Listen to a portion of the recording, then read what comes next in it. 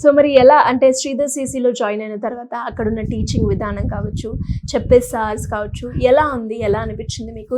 ఎంతవరకు మీకు Sridhar CC add on అయింది మీ జాబ్ కొట్టడానికి? ఆ రోజు వాళ్ళు నేర్పిన షార్ట్ కట్స్ కానివ్వండి, వాళ్ళ వే ఆఫ్ థింకింగ్, వాళ్ళు చెప్పిన విధానం గురించి కానివ్వండి, ఆ రోజు వాళ్ళు చెప్పిందే ఈ రోజుకి నేను ఫాలో అవుతున్నాను.